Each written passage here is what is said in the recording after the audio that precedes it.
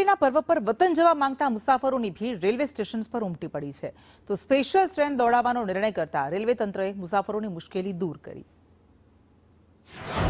હોળી ધૂળેટીના તહેવારો નજીક આવતાની સાથે જ ગુજરાતમાં વસતા પરપ્રાંતીય મુસાફરોનો વતન જવા માટે ભારે ધસારો જોવા મળે છે. મુસાફરોની વધતી ભીડને ધ્યાનમાં રાખી રેલવે દ્વારા સાબરમતીથી બિહારના દાનાપુર સુધીની સ્પેશિયલ ટ્રેન શરૂ કરવામાં આવી છે. આ ટ્રેનથી મહેસાણા, પાલનપુર, અજમેર, જયપુર અને પ્રયાગરાજ તરફ જતા મુસાફરોને મોટી રાહત થશે. भीड़ तो है भी, त्योहार का टाइम चल रहा है तो भीड़ तो होगी.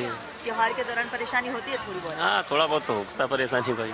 तो होती हाँ, है। दिक्कत तो रहती है थोड़ी बहुत. पैसेंजर बढ़ गए, पैसेंजर त्योहार पर घर जाता है. ट्रेन टाइम से मिल गई। हाँ, वो ट्रेन 11 बजे की ट्रेन. બીજી તરફ સુરતના ઉધના રેલવે સ્ટેશન પર પણ હજારોની સંખ્યામાં મુસાફરો ઉમટી પડ્યા છે. ખાસ કરી ઉત્તર પ્રદેશ અને બિહાર તરફ જતી ટ્રેનોમાં મુસાફરોનો ભારે ધસારો જોવા મળે છે, જેના કારણે રેલવે સ્ટેશનના વેઇટિંગ એરિયામાં પણ પગ મૂકવાની જગ્યા નથી મળતી. તો વહેલી સવારથી તમામ જે પેસેન્જરો છે તે અહીંયા પહોંચેલા નજરે છે તે પડી રહ્યા છે.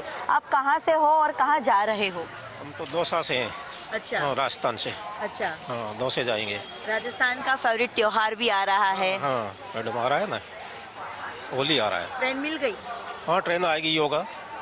कितने बजे है? ये 11 बजे 25 पे. ऐसे त्योहार के टाइम मतलब कितनी भीड़ रहती है? भीड़ तो काफ़ी रहती है मैडम.